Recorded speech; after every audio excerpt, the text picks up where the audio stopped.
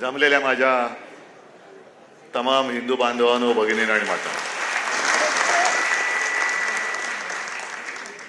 आज आपल्या मातृभाषेचा मराठी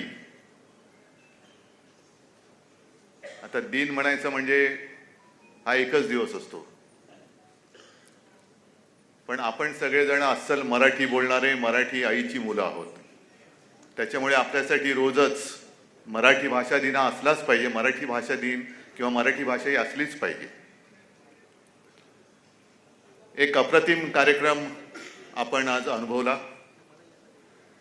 जादूची पेटी. आपल्या आयुष्यामध्ये मतपेटी आहे. राजकारण्यांच्या थापा आपण रोजच बघतोय, पण ढोलकीवरची थाप आता विरळ होत चालले. त्याच्यामुळे मी मंदार, ओक आणि प्रभू तुम्हाला खास करून धन्यवाद देतोय आणि तुमच्या सहकार्याने सुद्धा खूप धन्यवाद देतोय की शब्दा वाचून काय काय कळू शकतो. म्हणजे ते म्हणतात ना, शब्दा वाचून कळले सारे. आणि हीच तर किमया, हीच तर जादू आहे. म्हणजे शब्दाला सूर लाभले तर काय होऊ शकतं. म्हणजे शब्द दंगल सुद्धा घडवू शकतात आणि शब्द मंगल कार्य सुद्धा करू शकतात. असे हे शब्द आणि सूर यांचं नातं आहे.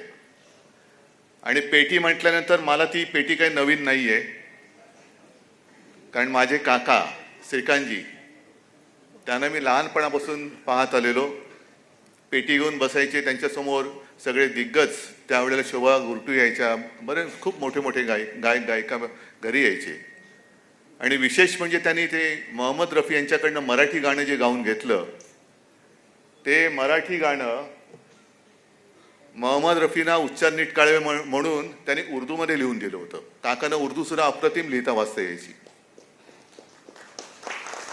हे मी का सांगतोय की कोणत्याही भाषेचा आम्ही द्वेष नाही करत, पण आमच्यावरती जबरदस्ती करू नका, एवढीच आमची जोपर्यंत ऐकताय तोपर्यंत नम्र विनवणी आहे.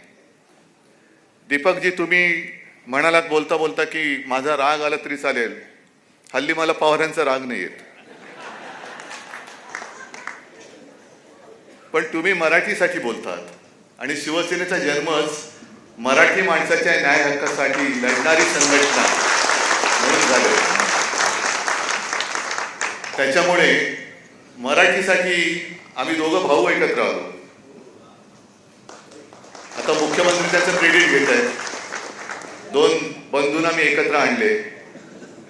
म्हणजे हे आत्ताच्या काळात एक ती विंदा करंदीकरांची कविता आहे, त्यातल्या 2 ओळी आहेत.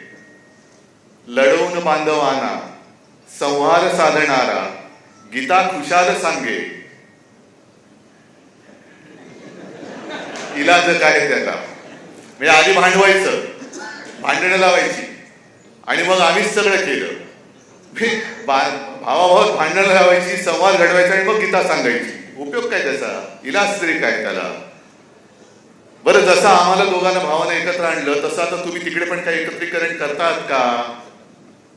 ज्या सध्या काही बातम्या चालू आहेत, विलीन होणार, विलीन होणार, विलीन होणार, लोक वाट बघतायत. तर तसं काही विलिनीकरण करतात का? नाही तर कशाला उगाच फुकटच्या गोष्टी करतायत, कशाला नसत्या गोष्टीचं श्रेय घेत आहे. मला एका गोष्टीचं समाधान आहे, म्हटलं तर अभिमान सुद्धा आहे, अभिमान नक्कीच आहे की मी मुख्यमंत्री असताना राज्यात मराठी भाषा सक्तीची केली. पण त्याचबरोबर एका गोष्टीचं वैषम्य पण आहे की महाराष्ट्रामध्ये मराठी सक्तीची करण्याचा निर्णय घ्यावा लागतो.